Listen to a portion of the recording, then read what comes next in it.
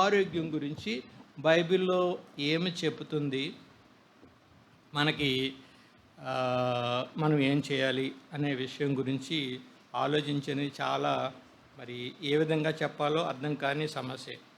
కనుక నాకు తోచిన దాన్ని బట్టి చెప్తాను. మరి పూర్తిగా చెప్పాలంటే ఏ విషయం తీసుకున్నా మరి బ్యాలెన్స్డ్గానే ఉంటుంది. కనుక మీలో మరి చివరిలో ఎవరన్నా కొన్ని అనుమానాలు కానీ అడగాలనుకున్న సమస్యలు కానీ అడిగితే మరి చెప్తాను నాకు తెలిసిన వరకు. ఇది ఓన్లీ నా పర్సనల్ అడ్వైజర్స్, పర్సనల్ ఒపీనియన్స్. వేరే డాక్టర్లు వేరేగా చెప్పొచ్చు. కనుక నేను నాకు తెలిసిన దాన్నే చెప్తాను. అది నాకున్న ఈ యొక్క మరి నేను 77లో జాయిన్ అయ్యాను ఎంబీబీఎస్లో. అప్పటి నుంచి కూడా మెడికల్ ప్రొఫెషన్లో ఉన్నాను కదా, ఆల్మోస్ట్ మోర్ దాన్ 40 years ఉన్న దాన్ని బట్టి నేను చెప్తానన్నమాట. అసలు మెయిన్గా ఆరోగ్యము ఏంటంటే, ఆరోగ్యాన్ని దేవుడే మనకి ఇవ్వాలి. జెనెటికల్గా మనకి కొన్ని రకాల జబ్బులు వస్తాయి, కొన్ని ఉంటాయి. అయితే ఆహారమే సమస్య. ఆహారము మనకి ఈ యొక్క డెవలప్మెంట్లో మారిపోతూనే ఉంది. నేను చిన్నప్పుడు తినే ఆహారానికి ఇప్పుడు ఆహారానికి సంబంధమే లేదు. అంత ఆర్గానికే, విలేజ్లో అన్ని పండినవి తినేవాళ్ళు. ఇప్పుడేమో పండించినవి తింటున్నాను అనమాట. మరి ఎరువులేసి పెస్టిసైడ్స్ అప్పుడేమీ లేవు. కాబట్టి నేను చాలా సంతోషిస్తున్నాను. అప్పుడు ఆహారం తిన్నాను, ఇప్పుడంతా అన్ని ఆర్టిఫిషియల్ ఫ్లేవర్స్ కలిపి నేను తింటున్నాను. అయితే దేవుడు మనకి ఏమి తినమని చెప్తున్నాడో ఒకసారి చూద్దాం. మరి దేవుడు ఏమి తినమంటున్నాడు చెప్తున్నాడంటే, ఆదికాండము 1వ అధ్యాయము 21వ అధ్యాయము ఆదికాండము 29వ వచనం. ఆదికాండము 1వ అధ్యాయము 29. దేవుడు, ఇదిగో భూమి మీదనున్న విత్తనములిచ్చు ప్రతి చెట్టును, విత్తనములిచ్చు వృక్ష ఫలములు గల ప్రతి వృక్షమును మీకు ఇచ్చున్నాను, అవి మీకు ఆహారమగును. మనం ఏం తినాలి అనేది ఇక్కడ క్లియర్గా దేవుడు చెప్పేశాడు. ఇది ఎప్పుడు? ఇది జలప్రలయానికి ముందు పరిస్థితి. ఏదేనో తోట అప్పుడు దేవుడు వేసాడో లేదో తెలియదు, కానీ ఇది ఇంకా ముందేమో అనుకుంటున్నాను. కరెక్ట్గా అది టైమింగ్స్ మనం చెప్పలేము. కాబట్టి మనకి వెజిటేబుల్ ఫ్రూట్స్ ఏంటి అన్నీ కూడా మనము తినొచ్చు. అవి తింటేనే మనకు ఆరోగ్యం. దేవుడు చక్కగా తయారు చేసి పెడుతుంటే మనం తినొద్దా? ఇది మంచిది కాదని ఎలాగంటామండి? ఒక ఫ్రూట్ తయారవ్వాలంటే చెట్టు రావాలి, మరి సూర్యరశ్మి రావాలి, పిండి పదార్థం తయారు కావాలి, కొన్ని నెలలు పడుతుంది. మరి అంతా తయారు చేసి పండు అయిన తర్వాత అది దేవుడు మనకు ఆరోగ్యం కోసమే సృష్టించాడు ఇవన్నీ. కాబట్టి మరి ఈ నేచర్లో ఉన్నటువంటి ప్రతి వృక్షఫలాలు, విత్తనాలు కూడా మనకు ఆరోగ్యానికి మంచివి. కాకపోతే అవి ఎలా తినాలి, ఎంత తినాలి అనేది సమస్య. ఎన్ని తినాలనేది కూడా సమస్య. దొరికిందని ఎక్కువ తినేయకూడదు, ఖర్చు ఎక్కువ కదా అని మానేటానికి వేయలేదు. మన అవసరం తగ్గట్టుగా తీసుకోవాల్సిందే ఏ ఆహారమైనా సరే. కాబట్టి ఇది చూసిన తర్వాత ఏ డాక్టర్లు ఏం చెప్పినా సరే ఇది తినకండి, ఇది మంచిది కాదు అంటే నేను నమ్మను. దేవుడి ఉద్దేశ ప్రకారం సృష్టించినవన్నీ మన కోసమే సృష్టించాడు, మనం కాదు జంతువుల కోసం. కాబట్టి మనకు ఏదో కొద్ది ఉపయోగం ఉంటుంది. కాబట్టి అవి మనం అన్నీ తింటేనే మనకి మంచి ఆరోగ్యం ఉంటుంది అని అందరూ తెలుసుకోవాలి. కాకపోతే అవి ఇన్ మోడరేషన్, ఎక్కువ తినకూడదు, తక్కువ తినకూడదు, కావాల్సినంత తినాలన్నమాట. ఇకపోతే ఇంకొక విషయాన్ని దేవుడు క్రియేట్ చేశాడు. అదేంటంటే ఆదికాండము 2వ అధ్యాయము 16, 17.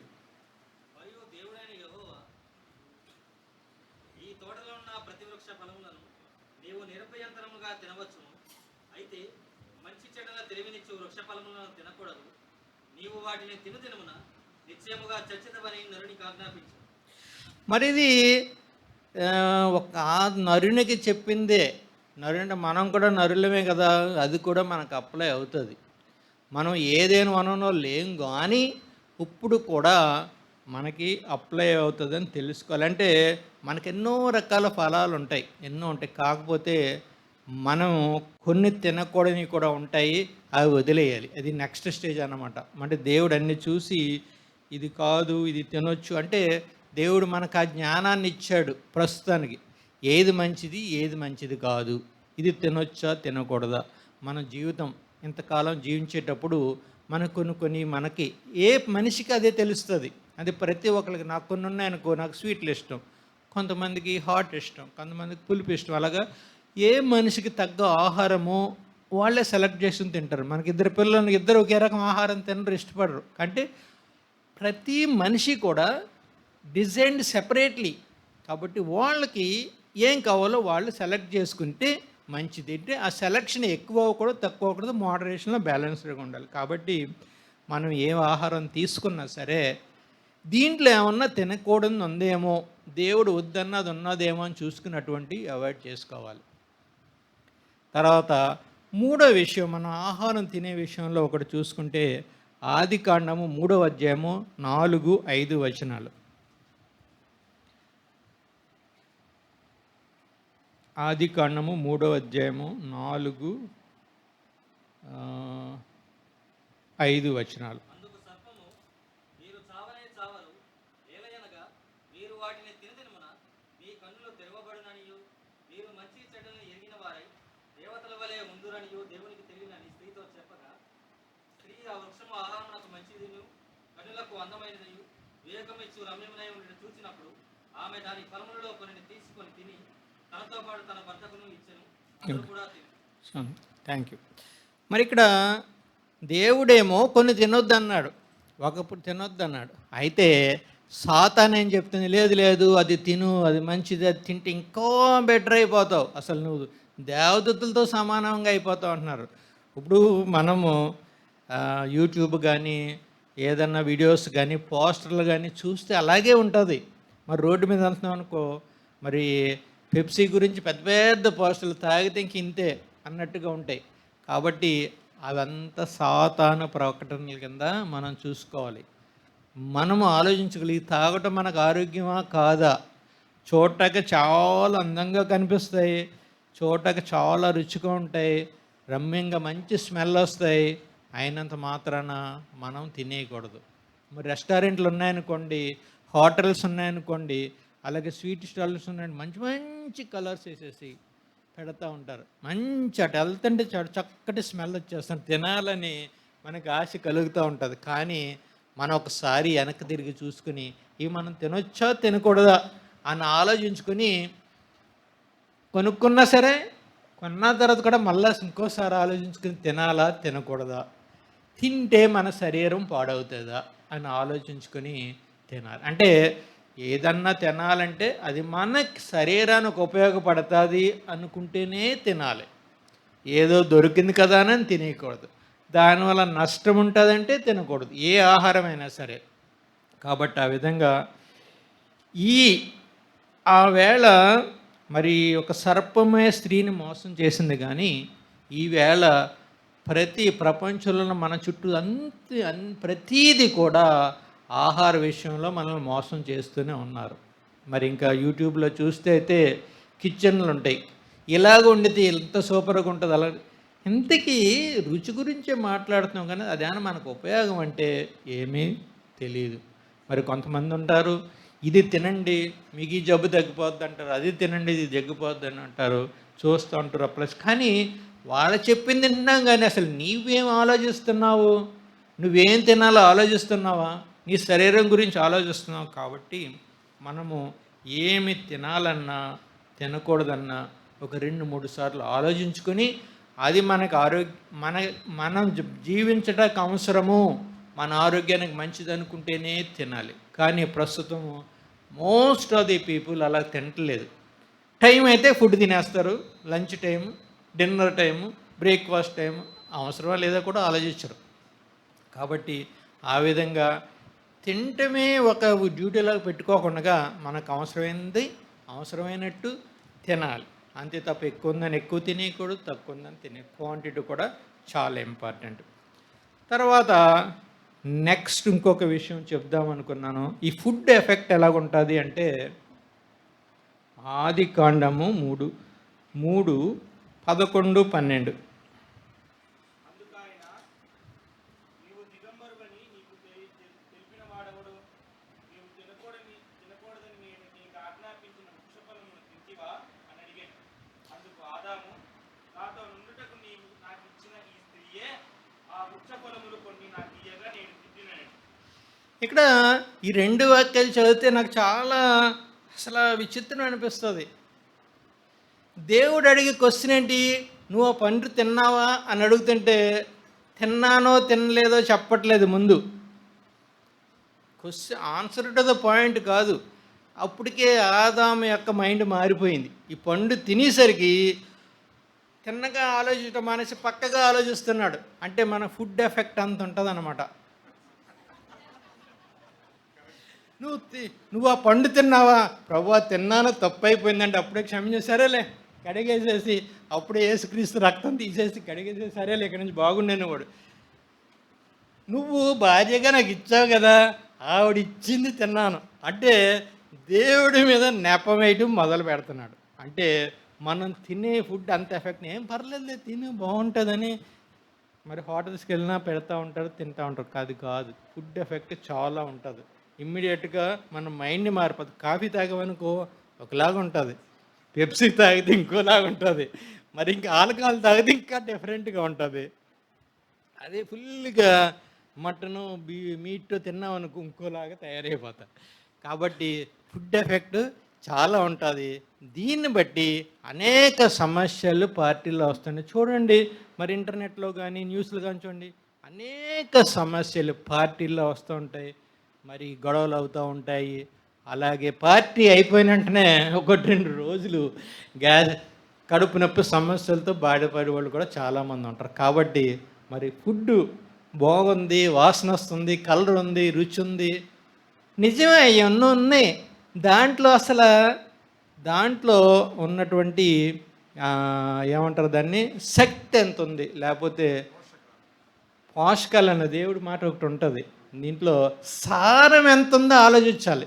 సారము లేని ఆహారం తింటున్నాం మనం.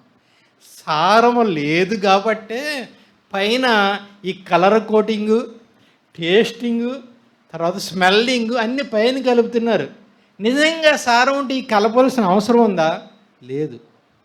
కాబట్టి మనం తినే ఫుడ్లో టేస్ట్ ఉందని కానీ, రంగు బాగుందని కానీ, వాసన బాగా వస్తుందని కానీ తినేయకూడదు. తిన్నామంటే వెంటనే మన మైండ్ మారిపోతుంది. మైండ్ మారిపోయిన తర్వాత ఇష్టం అనమాట. కాబట్టి దేవుడు ఈ ఆదాము మైండ్ మారిపోయింది, ఇలా కుదరదు ఆదాముకి పరిస్థితి. ఈ మారిన మైండ్ కంట్రోల్ కావాలంటే ఇంకో పని చేయాలి ఆదాము అని దేవుడు అది చెప్పాడు. అది కూడా మనకు చూద్దాము. 3వ అధ్యాయము 17-18. ఆయన ఆదాముతో, నీవు నీ భార్య మాట విని తినవద్దని నేను నీకు ఆజ్ఞాపించిన వృక్షఫలములు తింటివి గనుక నీ నిమిత్తము నేల శపించబడి ఉన్నది. ప్రయాసముతోనే నీవు బ్రతుకు దినములన్నీ దాని పంట తిందువు. అది ముండ్ల తుప్పలను గచ్చ పొదలను నీకు మొలిపించును. కాబట్టి ఇక్కడ ఆదాము మైండ్ ఆల్రెడీ మారిపోయింది. ఈ మైండ్ మారిపోయిన మైండ్ మళ్ళీ సెట్ అవ్వాలంటే మామూలుగా అలా వదిలేస్తే సెట్ అవ్వదు. కాబట్టి ఏం చెప్పండి, నువ్వు కష్టపడి పని చేస్తేనే సెట్ అవుతావు. కాబట్టి కష్టపడి చెమటూర్చి పని చేయి, అప్పుడే పంట వస్తుంది. నువ్వు కష్టపడకపోతే పంట రాదు, సారం ఉండదు. కాబట్టి మరి మన నరుడనేవాడు కష్టపడి పని చేస్తేనే ఆరోగ్యం. తిన్నంత మాత్రాన ఆరోగ్యం రాదు. తిన్నదానికి తగ్గ కష్టపడాలి, పని చేయాలి, కసరత్తులు చేయాలి, అప్పుడే ఆరోగ్యం. కాబట్టి ఈ 3 అధ్యాయాలు చూసుకుంటే ఆదికాండంలో మనకి ఒకటి ఏది తినాలో చెప్తున్నాడు. ఒకవేళ తప్పు తిన్నా సరే ఏం చేస్తే కరెక్ట్ అవుతుందో కూడా దేవుడు తెలియజేశాడు. కాబట్టి నేను చెప్పేది ఏంటంటే, మనం ఏదైనా ఆహారం తిన్నాం అనుకో, తిన్న ఆహారం తగ్గట్టు కష్టపడుతున్నాం లేదు కూడా చూసుకోవాలి. మరి పౌలు గారు కూడా చెప్పారు. పౌలు గారు మరి నువ్వు కష్టపడితేనే తినంటున్నాడు ఆయన అసలు. కాబట్టి ఆ విధంగా మనము కష్టపడి పని చేయాలి. అంతే తప్ప మన బాడీని ఏదో తింటాకి ఉపయోగించుకోకూడదు. తిన్న తర్వాత మన పరిస్థితులను బట్టి సరైన విధంగా కష్టపడాలి. ఈ విధంగా మనం ఆహారం గురించి మరి తెలియజేస్తున్నాడు. అయితే ఎవరెవరు ఏమి ఆహారాలు తిన్నారు, తర్వాత పరిస్థితులు కూడా గమనిస్తే మనము 5వ అధ్యాయం 29, 5వ అధ్యాయం ఆదికాండంలోని 5:29. భూమిని యెహోవా శపించినందువలన కలిగిన మన చేతుల కష్టము విషయంలోను మన పని విషయంలోను ఇతడు మనకి నెమ్మది కలుగజేయననుకుని అతనికి నోవాహు అని పేరు పెట్టాడు. అయితే ఇక్కడ ఏమైందంటే దేవుడు భూమిని శపించేశాడు. సరిగ్గా పంటలు చాలా కష్టపడితే తప్ప పంట రావట్లేదు. అప్పుడు మరి నోవాహు అని పేరు పెట్టి, నోవాహు మనల్ని ఈ కష్టాల నుంచి విడిపించి మనకు ఆహారం ఇస్తాడనే ఉద్దేశంతో పేరు పెట్టాడు. మరి లెముకు నోవాహుని కన్నా తర్వాత జలప్రలయం వచ్చింది. జలప్రలయం అయిపోయిన తర్వాత దేవుడు ఈ ఫుడ్ ప్యాటర్న్ కొంచెం మార్చాడు. అది మనం కూడా చూద్దాం. ఇది ఆదికాండము 9:3.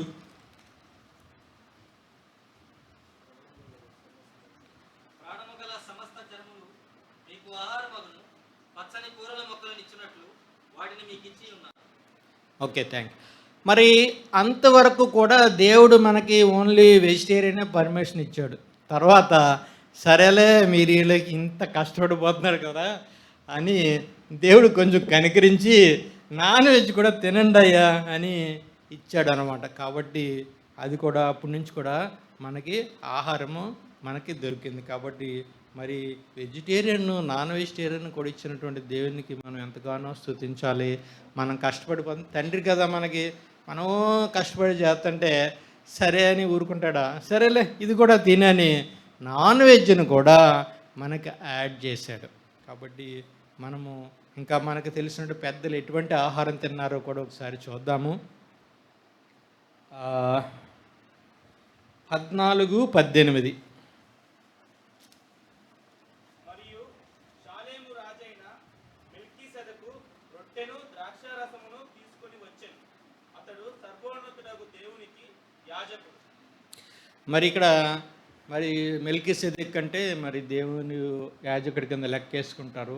ఆయన అబ్రహాముకి ఏమిచ్చాడంటే రొట్టె, ద్రాక్షరసం. అంటే అప్పటి వరకు వెజ్, నాన్ వెజ్, ఇప్పుడు ద్రాక్షరసం కూడా దేవుడు ఎక్స్ట్రా డ్రింక్ కూడా ఇచ్చి ఆనందించడానికి మన అవకాశం ఇచ్చాడు. కాబట్టి ఇక్కడ మరి ఒకటి చూసుకుంటే ద్రాక్షరసం ఇచ్చారు, తాగొచ్చు. కానీ మరి నోవాహు గారికి తెలుసు మనకు అది అంతవరకు తాగలేదు, మనం తెలుసుకోవాలి. తెలుసుకోకుండా మనం తాగటానికి అవ్వదు అనమాట. కాబట్టి దేవుడు ఇస్తే అది తాగుతాం అన్నమాట. కాబట్టి ఆ విధంగా ఇచ్చారు. తర్వాత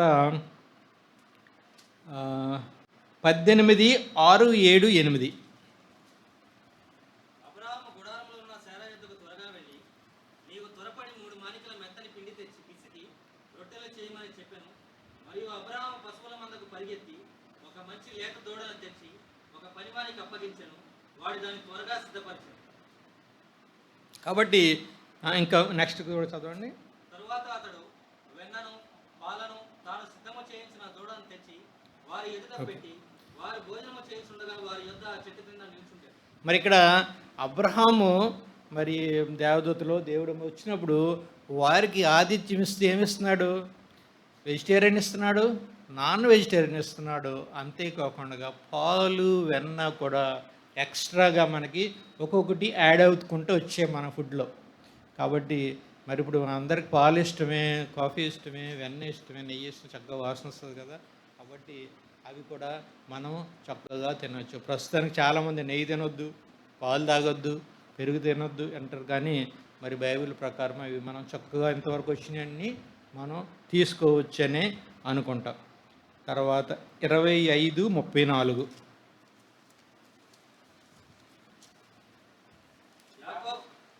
యాకోబు ఆహారమును చిక్కుడు కాయలు వంటకమును ఏశావుకి ఇచ్చెను. అతడు తిని త్రాగి లేచిపోయాడు. అట్లు ఏశావు తన జ్యేష్ఠత్వమును ధృవీకరించాడు. తర్వాత ఇక్కడ మరి కొన్ని కూరల వలన వచ్చే ప్రాబ్లం కూడా తెలియజేస్తున్నట్టుగా తెలుస్తుంది. కాబట్టి మనం ఏమన్నా తినేటప్పుడు ఏమన్నా కోల్పోతున్నామేమో అని మనం చూసుకోవాలి. ఒకటి ఏంటంటే మనం డబ్బులు పెట్టుకుంటాం, కానీ మరి ఇంకా దానికంటే మనం షాప్కి వెళ్ళి కొని తిన్నప్పుడు డబ్బులు కోల్పోవడం పెద్ద సమస్యే కాదు, మళ్ళీ డబ్బులు వస్తాయి. కానీ మనం కోల్పోయేది ఏంటంటే ఆరోగ్యం కోల్పోతున్నామేమో చూసుకోవాలి. ఒకసారి ఆరోగ్యం పోయిన తర్వాత మళ్ళీ తెచ్చుకోవడం మహా కష్టం. అలాగే మరి మరి ఏదో ఏసావు జ్యేష్ఠత్వాన్నే పోగొట్టుకున్నాడు తిండి కోసం. అలాగే మనము తిండి కోసం తాపత్రయపడకూడదు. చాలా మరి అనేక చోట్ల సామెతలు కూడా మీకు పీకి దగ్గర కత్తి పెట్టుకో అంటారు భోజనం చేసే ముందు. కాబట్టి తినకూడదు కానీ కంట్రోల్, ఫుల్ కంట్రోల్ ఈటింగ్, అదన్నమాట మనకు కావాల్సింది ఈటింగ్లో. కాబట్టి ఆ విధంగా మరి మన ఆహారం ఉండాలి. ఇక దానియేలు 1:12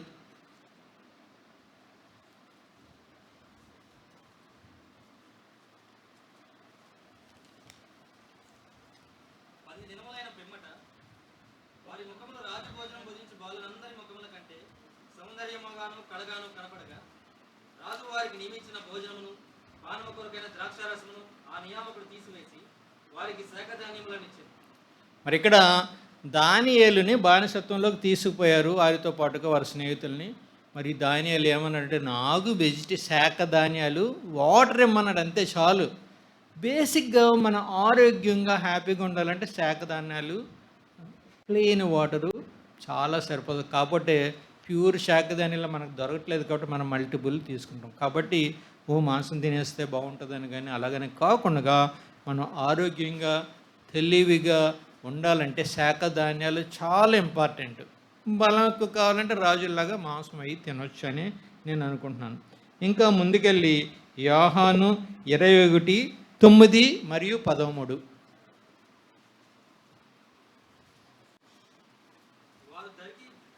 వారు దిగి దరికిలాగానే అక్కడ నిప్పులను వాటి మీద ఉంచబడిన చేపలను రొట్టెయో కనపడెను.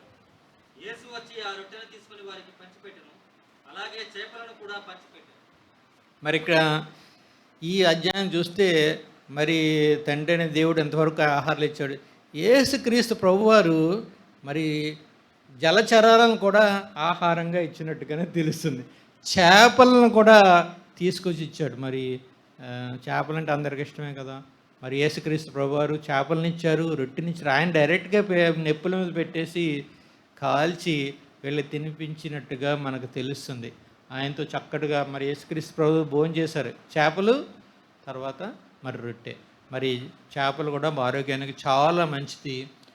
అలాగని ఎక్కువ తినేయకూడదు, మనకు కావాల్సినంత. మరి రొట్టె కూడా తినొచ్చు.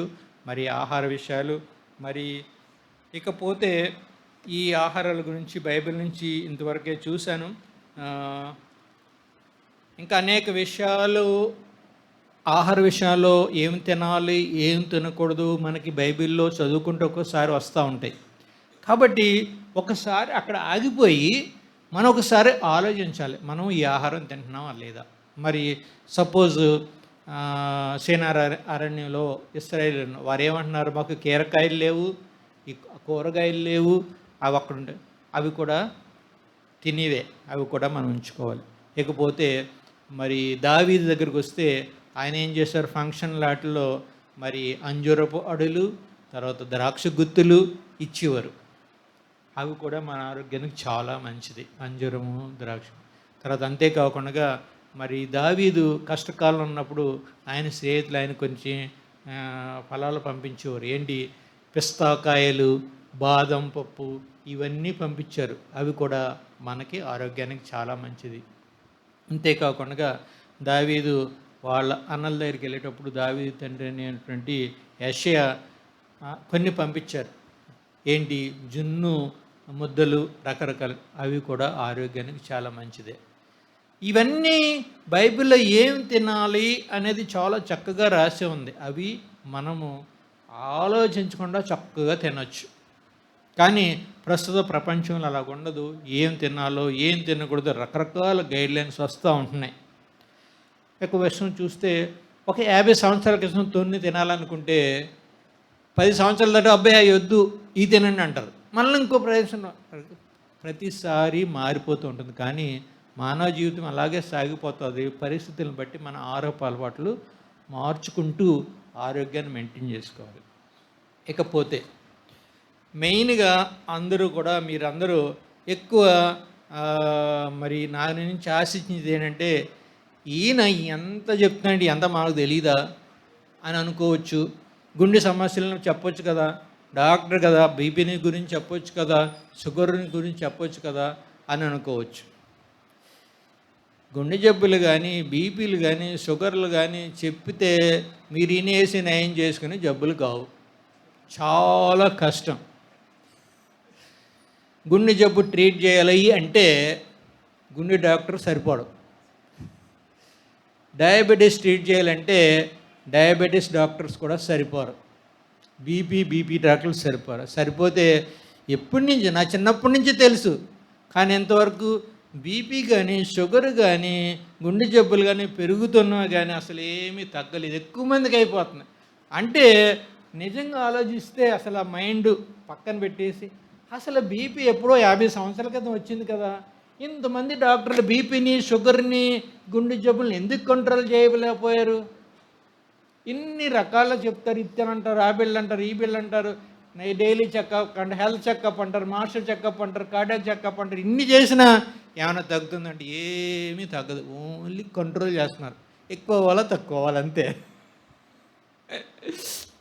కాబట్టి మన జీవిత యాత్రలో సాగైపోయేటప్పుడు ఇటువంటి జబ్బులైనా ఆటోమేటిక్గా వస్తూ ఉంటాయి.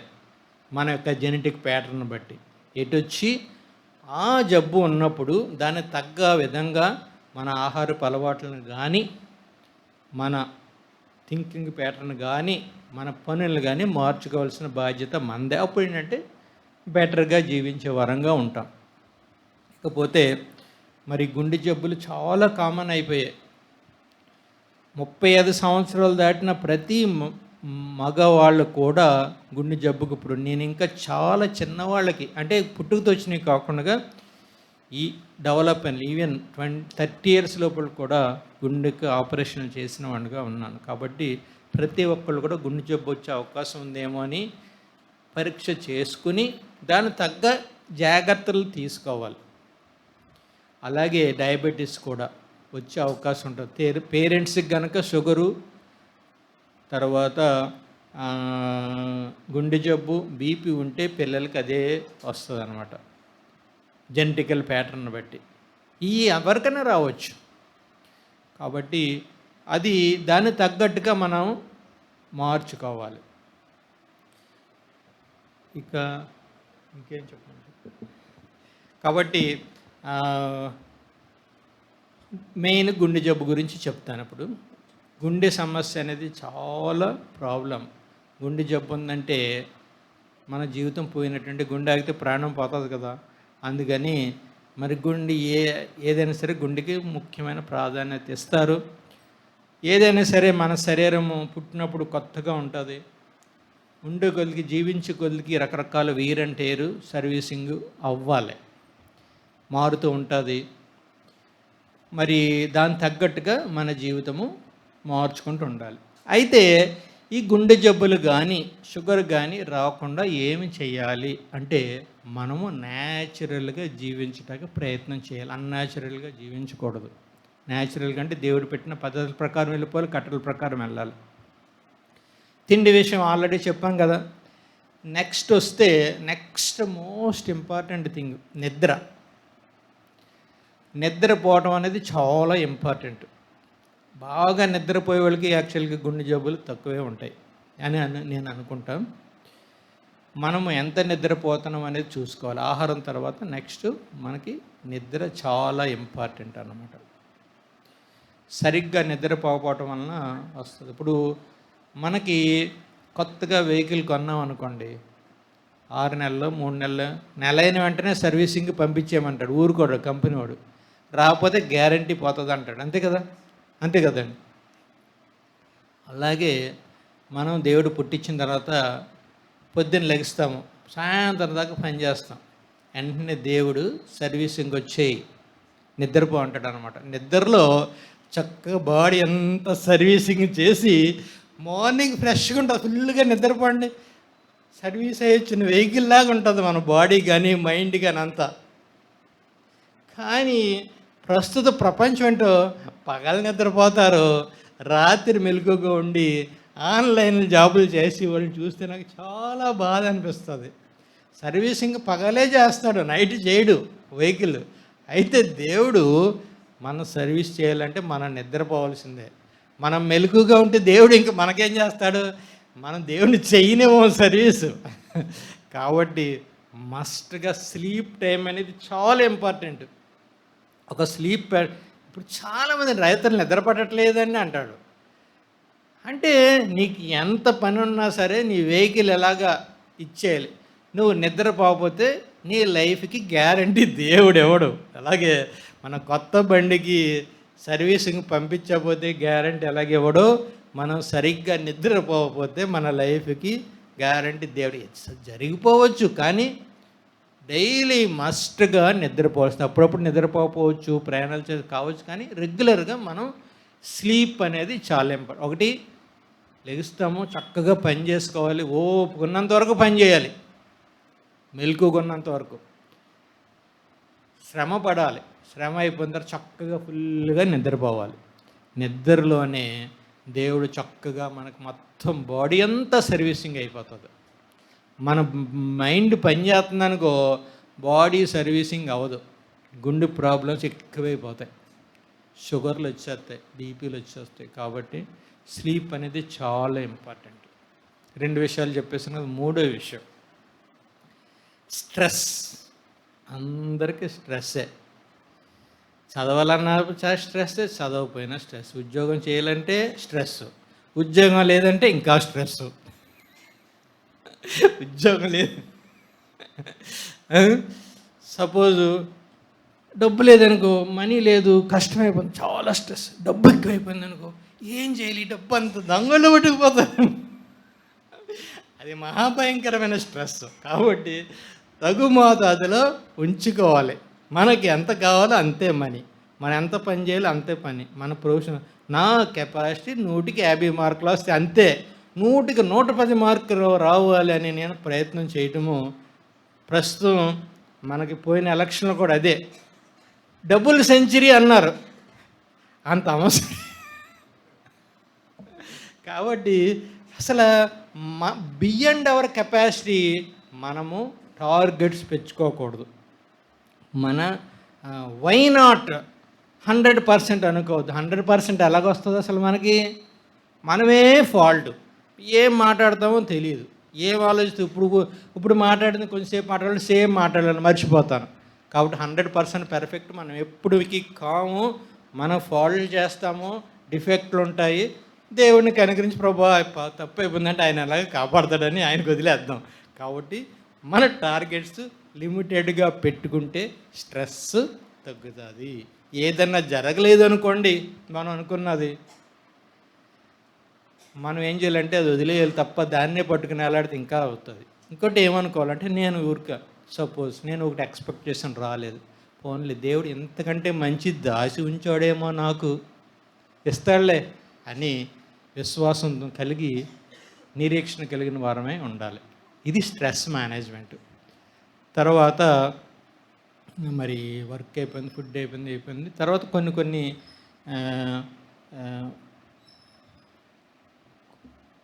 కొన్ని తట్టుకోలేని సమస్యలు ఉంటాయి, హెల్త్ ఇష్యూస్ అవన్నీ. వాటికి ఎలాగో తప్పదు, మెడిసిన్స్ వాడుకోవాల్సి వస్తుంది డాక్టర్లు చెప్పినట్టు. అంటే ఇది నార్మల్గా రొటీన్గా అందరికీ ఉండే సమస్యలు చెప్పాను. ఇంకా డెప్త్కి వెళ్తే దేనికి దానికి విషయమే మాట్లాడుకోవచ్చు. కాబట్టి మరి గుండె జబ్బుల గురించి, డయాబెటీస్ గురించి, మరి బీపీ కానీ, షుగర్లు కానీ, గుండె జబ్బులు కానీ ఒకసారి వచ్చిన తర్వాత అవి ఉంటాయి. ఈ డాక్టర్లు కానీ వీళ్ళంతా వాళ్ళు మేనేజ్ చేస్తారు. పెంచడమా తగ్గించడమా కంట్రోలింగే తప్ప దాన్ని ఏమీ చేయలేరు. కాబట్టి మీరు తెలుసుకోవాలి. ఏమనుకుంటారు, ఇది ఈ ఆకు తింటే గుండె జబ్బు పోతుంది. అది ఒక దేవునికే సాధ్యం. ఏది ఎలీషా అప్పుడు ఎన్నడూ ఒక ఆకేస్తే మొత్తం అంతా మారిపోయింది. అది మరి ఆ విధంగా దేవునికే సాధ్యం. అటువంటి మిరకిల్స్ జరుగుతూ ఉంటాయి, కానీ అవి నార్మల్ కాదు. కాబట్టి ఏ జబ్బు వచ్చినా సరే దాని తగ్గ వైద్యం కంట్రోల్గా తీసుకోండి. మరి నమ్మకమైన వైద్యుల దగ్గర వైద్యం తీసుకోవాల్సిన వారిగా ఉన్నాం. ఇది జబ్బులు సమస్యల గురించి. మరి మీలో ఎవరన్నా ఇంకేమన్నా అడగాలి క్వశ్చన్ అంటే, నేను చెప్పిన యాక్చువల్గా క్లియర్గా ప్యాటర్న్ చెప్పలేదు, ఓవరాల్గా చెప్పాను. ఏమన్నా క్వశ్చన్లు కానీ అడగాలన్నా, సమస్యలు కానీ అడిగితే చెప్పగలను. అందరికీ వందనాలండి. మరి ఎక్కువ సమయం తీసుకున్నానేమో తెలియదు. Thank you all.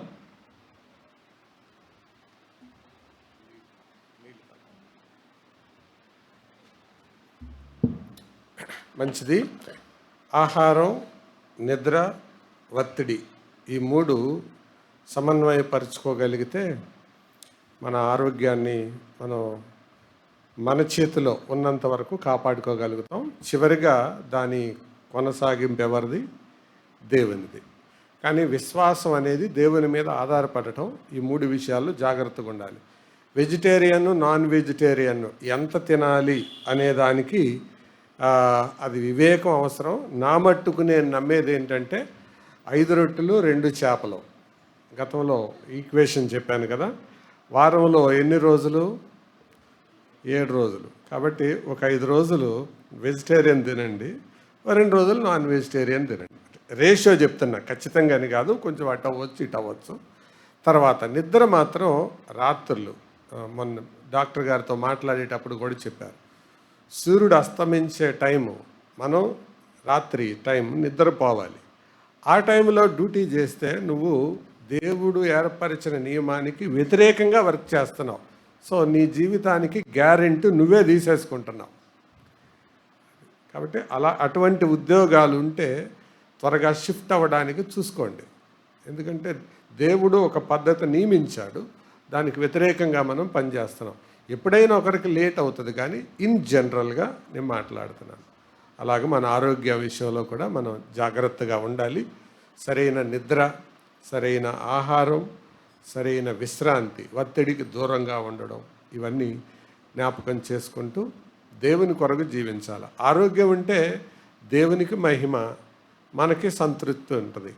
ఆరోగ్యం లేకపోతే మనకి బాధ, మనతో ఉన్న వాళ్ళకి బాధ, జీవితంలో ఒక చికాకు అది అనిపిస్తూ ఉంటుంది, బాధ అనిపిస్తుంటుంది. అందుకనే ప్రధానమైనది ఆహారం దగ్గర జాగ్రత్త.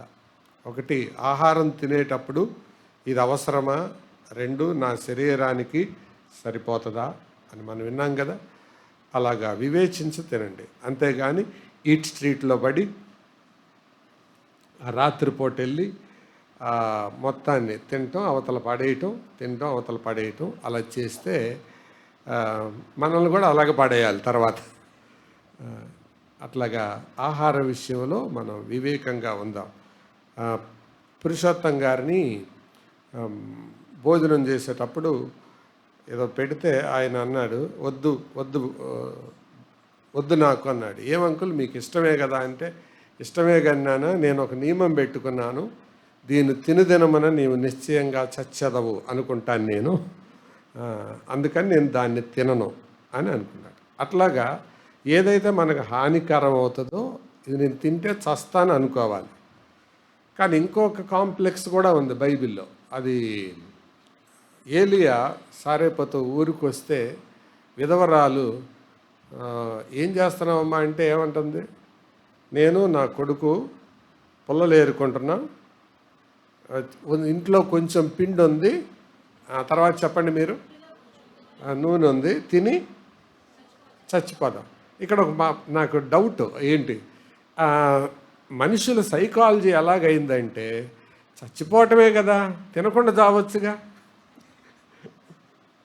కానీ ఆవిడ ఏమంటుంది, తిని చచ్చిపోదాం అంటే మనుషులు మనస్తత్వం ఎలా ఉంటుందంటే చస్తే చచ్చాం కానీ తిని చద్దాం. ఈ సైకాలజీ అనేది దేవునికి మహిమకరమైంది కాదు. ఇది మనం జ్ఞాపకం చేసుకుందాం. ప్రార్థన చేద్దాం. తల వంచండి.